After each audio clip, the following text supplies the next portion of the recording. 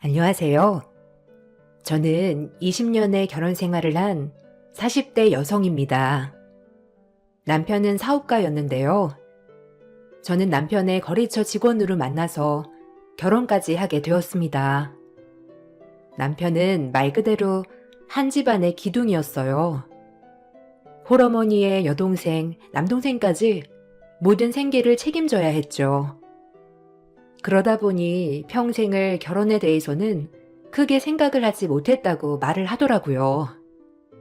저 역시 남편과 연애를 하면서 결혼에 대해서는 크게 생각하지 못했지만 결혼을 고민하는 저희 둘을 보고 시어머니는 저희에게 오히려 자신들은 독립을 할 거란 얘기를 하셨죠. 혜진아, 혹시 우리 수호랑 결혼할 생각은 없니? 나는 네가 우리 큰애 며느리가 되면 정말 좋을 것 같은데 네 생각은 어때? 수호랑 얘기도 해봤는데 아무래도 걔가 생각이 좀 많은 것 같더라고. 어릴 적 아빠가 돌아가시고 나서 나 혼자 애새 키우느라고 고생했다 생각을 했는지 자신이 우리 가족을 책임져야 한다고 생각을 하는 모양이야. 그렇지만 우리 앞날은 우리가 알아서 할 거야. 그러니 걱정하지 말고 우리 큰애랑 결혼 좀 해다오. 어머님, 저도 수호 씨랑 많이 얘기를 하고 있어요. 수호 씨 말로는 아버님께서 어릴 적에 돌아가시고 난 후에는 어머님께서 무척이나 고생을 하셨다고 들었어요. 아직 여동생, 남동생 모두 너무 어리니까 더 걱정이 된다는 말도 있고요.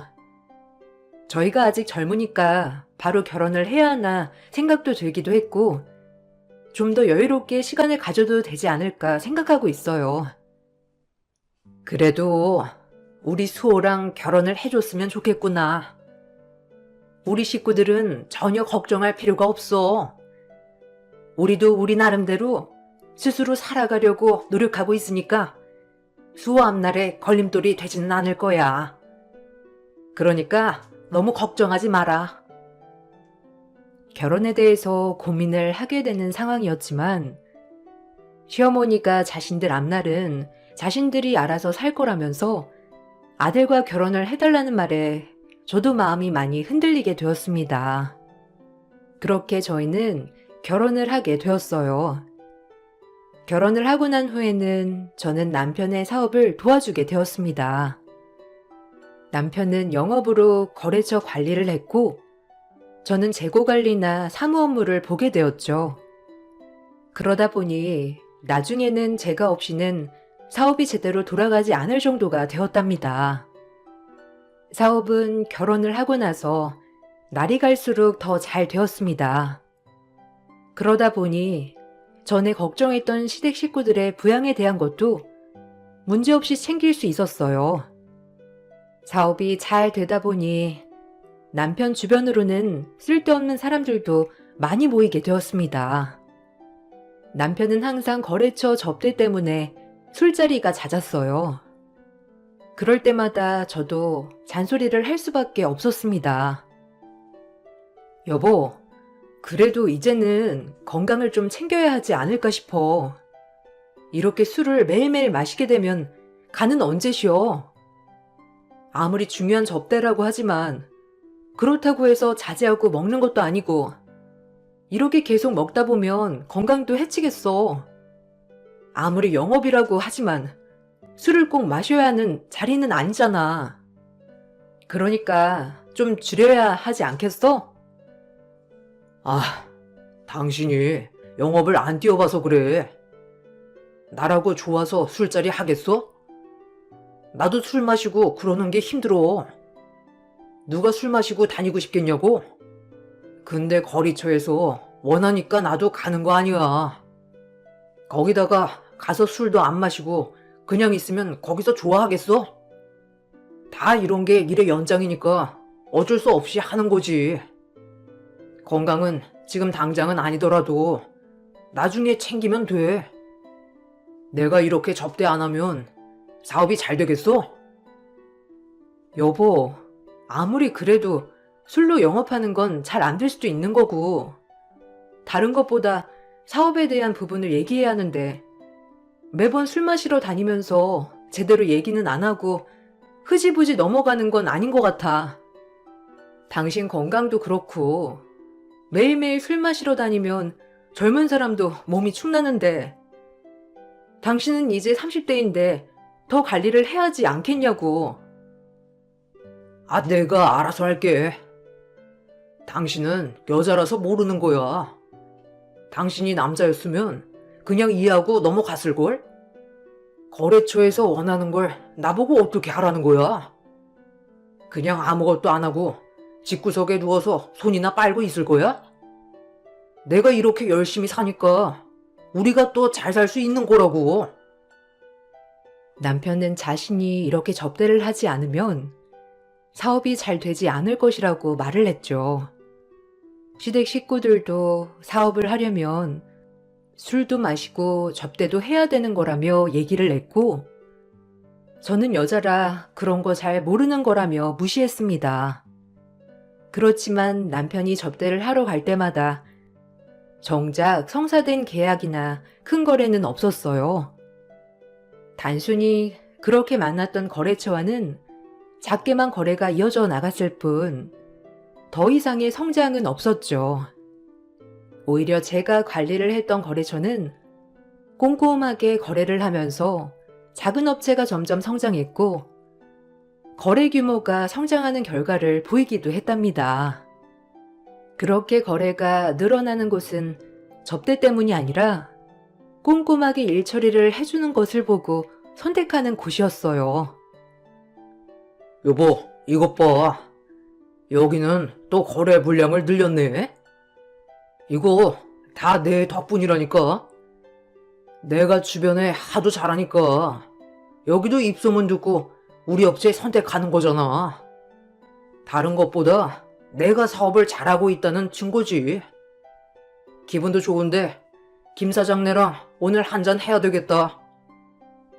김 사장네가 저번에 여기 업체에 잘 말을 해주겠다고 했는데 정말 그게 통했나 보네. 당신 무슨 소리야? 여기 내가 관리하고 있던 데야. 여기는 그리고 당신이 누군지도 잘 모르는데 무슨 소리를 하고 있어? 여기 몇 년 전부터 우리랑 거래해왔고 그때는 당신이 작은 업체라고 그냥 무시했잖아. 내가 여기 꾸준히 거래하고 꼼꼼하게 처리해주니까 여기서 더 거래하고 싶다고 먼저 요청해 온 건데 어떻게 이게 당신 덕분이라고 할 수 있어? 아니, 이런 작은 곳은 원래 다 주변 업체에 입소문 듣고 거래처 찾는 거라니까. 내가 다 큰 업체랑만 거래를 하니까 말 안 해도 다 알고 나한테 연락이 오는 거지. 무슨 당신 덕분이라고 해? 내가 주변에 잘하니까 알아서 찾는 거야. 당신 어떻게 사업을 5년 넘게 같이 해오면서 그런 것도 몰라? 엄마도 이런 큰 사업은 다 남자 사장 보고 결정하는 거라고 하는데 무슨 당신 보고 결정한다고 그래? 저는 너무나 황당했고 시댁에서도 사업이 잘 되는 것을 모두 신랑 덕으로 돌렸죠. 아무리 고생하고 노력해도 제가 하는 일은 사무실에 앉아서 컴퓨터만 하고 있는 것이고 남편은 밖에서 애쓰게 노력하는 것이라니 너무나 허무했습니다. 그래서 저는 임신과 출산을 핑계로 남편의 사업에서 손을 뗐어요. 제가 사업에서 손을 떼겠다고 하자 남편과 시댁 식구들 모두 너무나 좋아했습니다. 그동안 사업을 운영하면서 관여하고 잔소리하는 것을 모두 싫어했기 때문이었죠. 그대로 사무 업무는 시댁 두 동생들이 맡아서 하게 되었어요. 아이를 낳고 나서 저는 육아를 하다가 소소하게 가게를 차려 운영하게 되었고 조금씩 성장을 하게 되었습니다. 그렇지만 남편의 사업은 제대로 돌아가지 않았어요.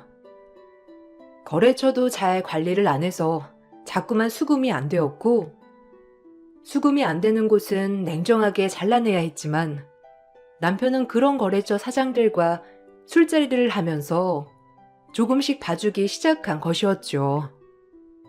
성실하게 수금을 하는 곳 중에서도 자신과 술자리를 잘 안 하는 곳은 소홀히 하고 같이 어울려 노는 거래처 사장들은 봐주기 시작하면서 사업은 점점 어려워지기 시작했습니다. 여기에 두 동생들은 사무실에서 하는 일 없이 월급만 받고 있었어요. 결국 사업은 더 어렵게 흘러갔고 성실하게 거래를 하던 업체와도 거래가 끊기게 되었습니다. 남편은 사업을 다시 일으키기 위해서 위기를 느끼고 열심히 뛰기 시작했어요. 그렇지만 이미 평판도 하락한 남편의 업체가 다시 제자리를 찾는 것은 쉽지 않았습니다.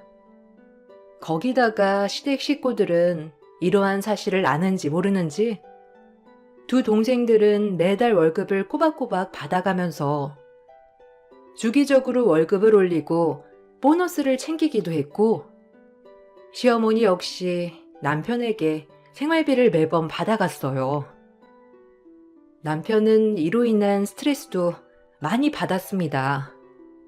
그래서 시댁 식구들과의 식사 자리에서 사업이 어렵고 수금이 잘 안 된다는 사실을 밝히고 월급과 생활비를 줄이겠다고 선언을 했죠.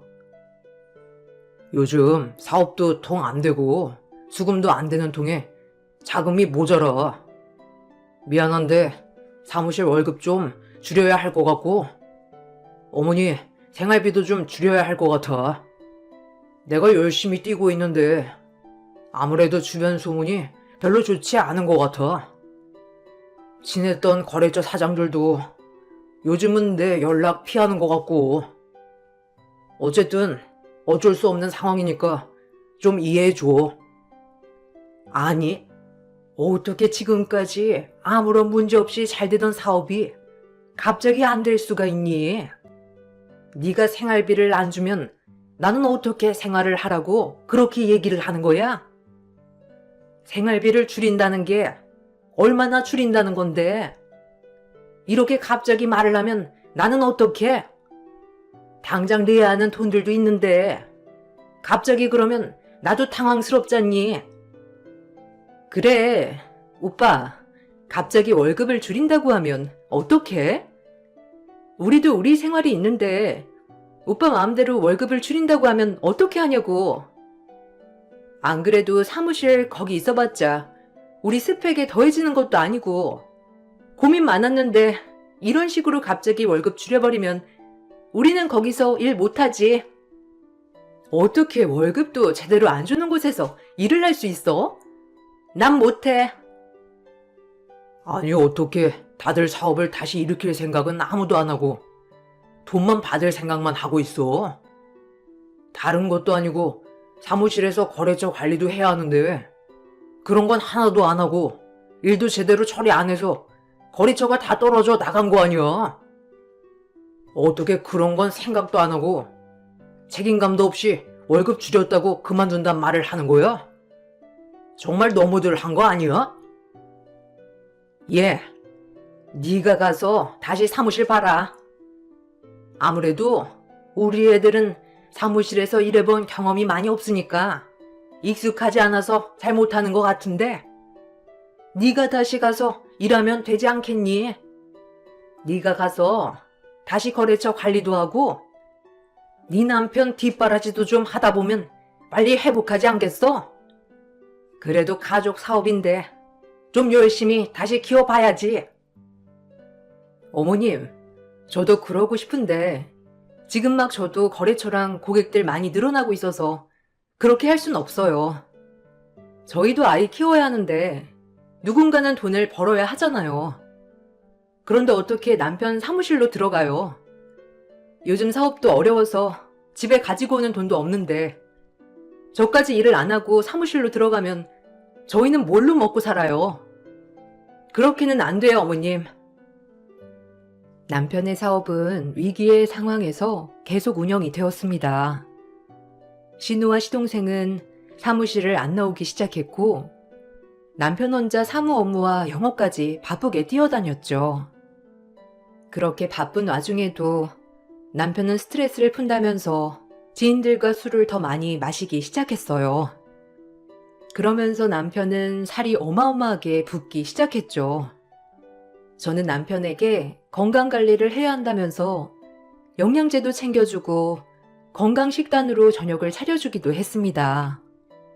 이렇게 노력을 해도 남편은 한번 먹어보지 않고 힘들게 일한 남편 저런 식단으로 챙겨준다며 화를 내고 나가버리는 날이 많았습니다. 그렇게 나간 뒤 술에 잔뜩 취해 들어온 남편은 저에게 폭언을 쏟아붓기도 했죠. 야, 너 일어나봐. 너 나 무시하냐? 사업 망해가고 있다고. 나도 망한 것 같아서 우스워? 어떻게 밖에서 고생한 남편 많이 먹으라고 음식 차려주진 못할 망정. 저 따위 풀떼기 먹으라고 챙겨주는 거냐? 그리고 다른 사람들은 옆에서 사업하는 거 도와주기라도 한다는데 너는 어떻게 된 게 남편 사업을 한 번도 도와주지 않냐? 진짜 너무한 거 아니냐? 술 처먹고 왔으면 곱게 가서 잠이나 자. 내일 나도 일찍 일어나 가야 하는데 그런 사람을 이렇게 깨우는 건 말이나 되고? 그리고 당신 사업 나랑 같이 할 때는 내가 관여하는 거 귀찮아하고 싫어하지 않았어? 그리고 옆에서 아무리 도와줘도 내 말은 코딱지만큼도 안 들어놓고서는 이제 와서 왜 안 도와주냐 그러면 나는 뭐라고 말해야 되는데? 이렇게 된 건 다 당신이랑 시댁 식구들 때문이야. 아직도 못 느끼고 있어? 그리고 건강 관리 좀 해. 그래서 식단 챙겨줬더니 뭐? 저 따위 음식?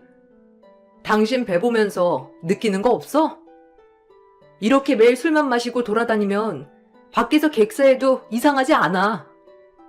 제발 정신 좀 차리고 술자리도 줄이고 운동하면서 건강 관리 좀 해. 진짜로 사업 일으키고 싶으면. 너 말 다 했냐? 네가 뭘 한다고 그래? 꼴랑 생활비 몇 푼 벌어온다고 남편 무시하냐? 네가 자꾸 날 무시하니까 되려던 사업도 안 되는 거야, 알아?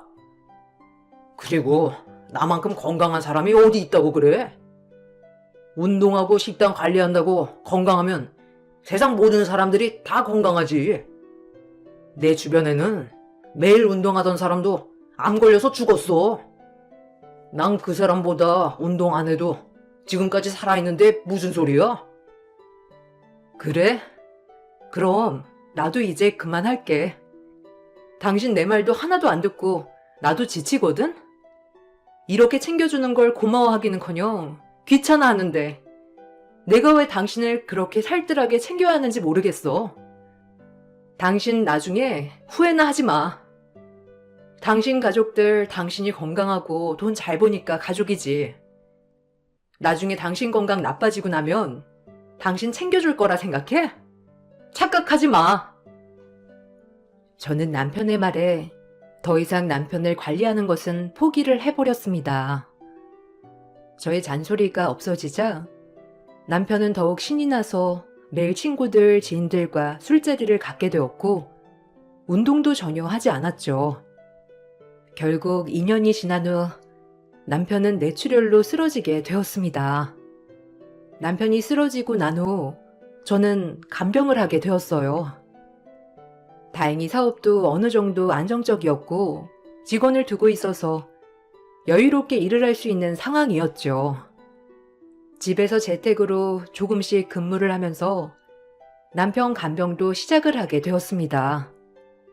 가끔씩 사업장으로 출근을 해야 할 때는 시모가 와서 남편 간병을 해주기도 했고 한 달에 몇 번씩 시댁 식구들이 와서 남편을 보러 올 때면 외출을 하기도 했죠.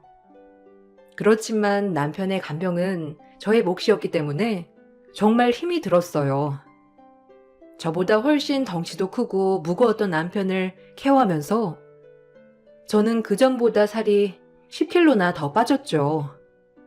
그러다 보니 기운이 없어 쓰러진 적도 몇 번 있었는데 아이를 생각해서라도 기운을 차려야 되겠다 생각이 들어 틈틈이 운동을 시작했습니다. 운동을 시작하고 나서 저는 활력을 되찾고 건강해지기 시작했어요. 제 몸은 건강해졌지만 시댁 식구들은 저를 의심하기 시작했습니다. 출근을 하려고 시모에게 남편을 맡기는 날이면 시모는 집에 온 순간부터 집안 곳곳을 스캔하기 시작했어요. 아무도 없는 방문을 다 열어보기도 하고 심지어 장롱까지도 열어보기도 했습니다. 어머님, 왜 자꾸 문은 다 열어보세요? 거기 아무도 없어요. 오빈이도 어린이집 같고 아무도 없는데 왜 자꾸 열어보시는 거예요?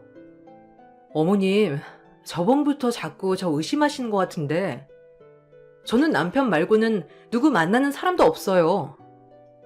그러니까 그렇게 생각하지 마세요. 어떻게 남편 병간호하느라 집에만 있는 사람이 딴 생각을 하겠어요. 뭘 의심하시는진 모르겠는데 그런 거 하나도 없고 남편 잘 보살피고 있으니까 걱정하지 마세요. 아이한테도 매번 다른 사람 누구 오냐고 물어보는 것도 다 알고 있어요. 아이한테 그렇게 물어보지 마시고 저한테 직접 물어보세요. 전 떳떳합니다. 아니, 내가 의심해서 그런 건 아니지만 솔직히 네가 떳떳한지 말로만 떳떳하다고 하는지 내가 어떻게 아니? 그리고 이렇게 출근하러 나가는 것도 솔직히 직원도 다 있는데 매번 나가는 것도 그렇고 어쨌든 네가 애초에 네 남편 잘 관리를 했으면 이렇게 의식 없이 누워있을 일이 있겠니? 그렇게 건강했던 애가 어떻게 저렇게 몇 년을 누워있게 되었겠어? 이렇게 된 거 네 책임도 있다. 그러니까 딴 마음 품지 말고 네 남편 네가 잘 돌봐라. 어머님, 무슨 말씀 하시는진 알겠는데요. 저라고 애아빠 건강 안 챙겼겠어요? 그런데 애도 아니고 제 말 안 듣고 자기 마음대로 하는 사람을 제가 어떻게 해요? 매번 뒷공문이 졸졸 쫓아다니면서 하지 말라고 할 수도 없는 거고 거기다가 건강 챙기라고 하면 잔소리라고 싫어했는데 매번 싸우면서 어떻게 얘기를 하냐고요. 제 편 들어달라고 할 때는 남자가 사회생활하면서 술자리 가질 수도 있는 거라고 하시더니 이제 와서 이런 소리 하시는 게 어디 있어요? 예, 나는 가끔씩 술자리 하는 걸 말했던 거고 어쨌든 네가 우리 애 내팽개치고 딴 놈 만나면 나는 너 절대 용서 못한다. 우리 애 이렇게 만든 책임 너한테도 있는데 그런 거 하나도 생각 안 하고 딴 마음 품는다면 네 사지 육신 멀쩡한 곳 없이 만들어 버릴 거야. 어머님, 제발 적당히 좀 하세요. 아무리 어머님 자식이 아프다고 해도 저한테 이렇게 하실 이유가 없잖아요. 어머님이 생각해도 너무하다고 생각 안 하세요? 저도 자식 있는 입장에서 어머님 이해했습니다. 갑자기 큰아들 의식도 없이 쓰러졌는데 그럴 수 있다고 생각을 했어요. 근데 이건 아니잖아요. 이건 너무한 거예요. 전부터 아이한테 제 행적 물어보는 것도 다 알고 있었는데 그럴 수 있겠지 하고 넘어갔었어요. 근데 이제는 안 되겠습니다. 자꾸 그렇게 말씀하실 거면 여기에 남편 간병하러 오시지 마세요. 정 불안하시면 차라리 남편 어머님이 데리고 가시던지요. 참나. 그래, 네가 이걸 노리고 나한테 이렇게 막말했던 거구나. 너 이제 와서 남편을 데리고 가라고 하는 거니? 네가 기회다 생각하고 이제는 여기서 벗어나려고 나한테 네 남편 떠넘기려고 하는 거냐? 남편은 나한테 떠넘기고 너는 편하게 딴 남자 만나서 살림 차리려고 하는 거 아니냐? 내가 진짜 그렇게 하려고 둘 것 같아? 네 남편 저렇게 된 거 네 탓도 있으니까 네가 평생 돌봐야지. 건강하게 키워 장가 보내놨더니 결혼하고 이렇게 쓰러지는 게 말이나 되니? 시어머니의 이런 횡포는 처음이 아니었습니다. 앞에서 대놓고 말을 하시는 건 아니었지만 아이를 통해서 집에 누가 오는지 다 확인을 하셨고 제가 통화를 하는 사람들도 확인하시곤 했어요. 거기다가 경비 아저씨에게도 집에 출입하는 사람들을 물어봤던 적도 있었습니다. 처음에는 시모의 마음을 전혀 이해하지 못했던 것은 아니었기 때문에 가만히 있었지만 점점 시모의 태도는 도를 넘어섰습니다. 이렇게 크게 다투고 난 후 한동안 연락 한 번 없던 신우와 시동생도 갑자기 전화를 와 따지기 시작했어요. 언니, 오늘 엄마랑 싸웠어요? 엄마가 이번에 좀 너무하긴 했지만 그래도 아니 땐 굴뚝에 연기 난다고. 엄마는 혹시나 해서 그렇게 말한 거예요. 그리고 진짜가 아니면 그렇게 열불을 낼 필요가 있어요? 언니가 이번에는 엄청 화를 냈다면서요. 언니 진짜 딴 사람 만나고 있는 거예요? 진짜니까 혹시 들킬까봐 화내는 거 아니냐고요. 언니, 오빠가 저렇게 누운 지 아무리 5년이 되었다고 하지만 언제고 깨어날 수도 있는 거고 사실 아직 이혼한 것도 아니잖아요. 지금 오빠 아니고 다른 사람 만나면 불륜인 거 알고나 있어요? 아, 고모까지 왜 그렇게 얘기를 해요? 저 그런 적도 없고 그럴 생각도 안 해봤어요. 근데 왜 자꾸 그렇게 생각을 하는지 모르겠네요. 정말 전혀 이해가 안 되니까 화를 내는 거예요. 남편이 깨어나길 바라는 거 다른 사람도 아니고 저예요. 근데 5년 동안 몇 번 빼고는 다 제가 직접 하루 종일 간병하고 옆에 있는데 어떻게 다른 사람을 만난다는 거예요? 그런 생각도 없는 저한테 왜 자꾸 그렇게 의심을 하는지 모르겠네요. 아니, 그러면 언니가 그렇게 잘 말하면 되잖아요. 왜 엄마한테 소리 지르면서 오빠도 데리고 가라고 한 거예요? 진짜 엄마 말처럼 누군가가 있어서 오빠를 우리한테 떠넘기려고 하는 거 아니에요? 그렇게 의심되면 직접 한 번만이라도 하루 종일 병간호 좀 해보세요. 그럴 틈이나 있는지. 겨우 몇 번 낮에 와서 몇 시간 본 게 다인데 제가 어떻게 생활을 하는지 모르시잖아요. 5년 동안 욕창 하나 없이 오빠 몸이 왜 깔끔하게 잘 관리되어 있었겠어요? 그 이유나 알고 있어요? 매 시간마다 오빠 몸 돌려주고 깨끗하게 씻겨주고 기저귀 갈아줬던 거 다른 사람도 아니고 저예요. 그거 하루만 해도 하루 종일 쉬는 시간 없이 힘들다는 거 알 텐데 그렇게 의심스러우면 한번 해보시라고요. 한 번씩 이렇게 난리가 나고 나면 시댁 식구들은 며칠 후에 다시 미안하다며 메시지를 보내왔습니다. 사실 시댁 식구들의 이런 행동에 마음을 쓸 시간도 없을 정도로 저는 너무나 여유가 없던 상황이었어요. 힘든 간병 생활을 이어가던 중 사건이 발생하게 되었습니다. 집에 매트리스 렌털 관리원이 관리를 하려 온 날이었어요. 종종 관리를 하러 오셨던 분이셨기 때문에 편하게 이야기를 나누고 있었는데 갑자기 렌털 관리원이 남편 병상으로 달려가더니 침상을 바로 뒤엎어 버렸습니다.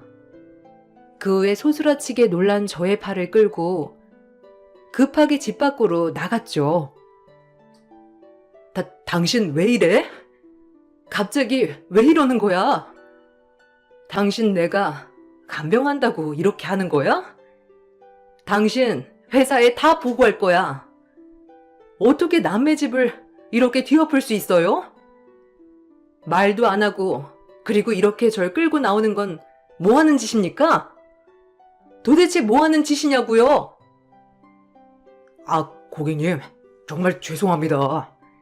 제가 급해서 일단 고객님 데리고 나온 거고요. 제가 다 설명할게요.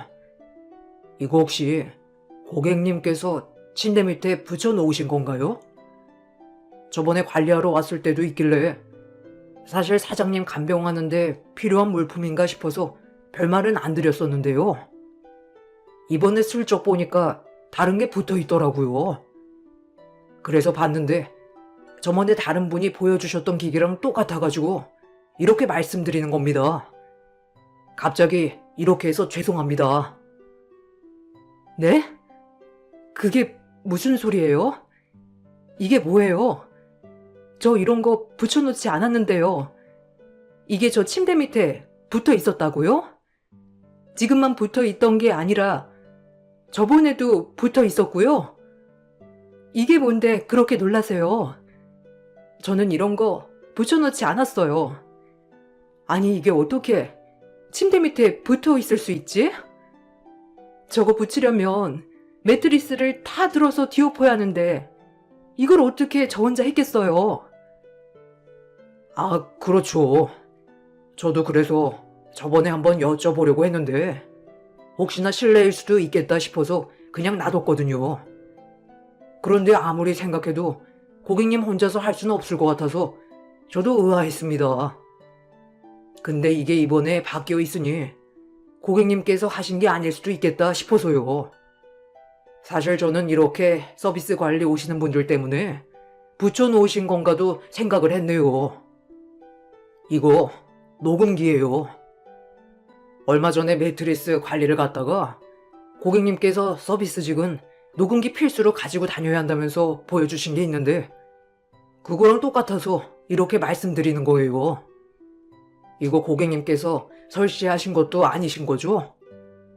이런 말씀 드리긴 좀 그렇지만 누군가가 이런 거 붙여두는 것 같은데요.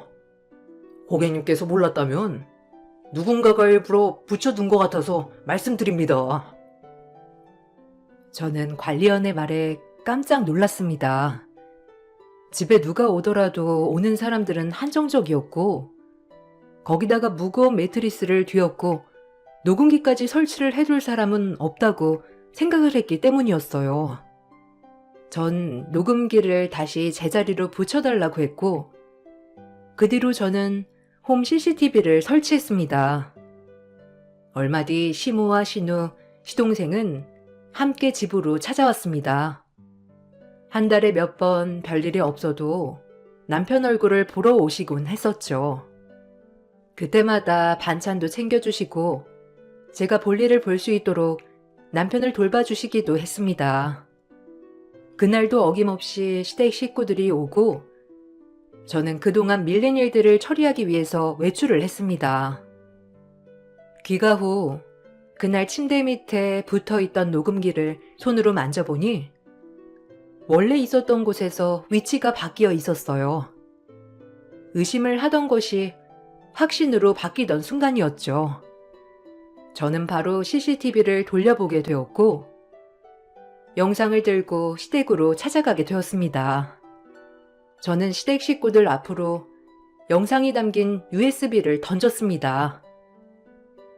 이게 뭔지 아세요? 이거 바로 오늘 남편 방에서 있었던 일들 찍은 영상입니다. 이거 보고 내가 얼마나 기가 막혔는지 알긴 하세요? 뭘 그렇게 의심을 하셨길래 지금까지 녹음기까지 설치하고 있었나요? 그렇게 제가 못 믿어오셨던 건가요? 아니면 제가 땀만 먹을까봐 의심이라도 하셨어요?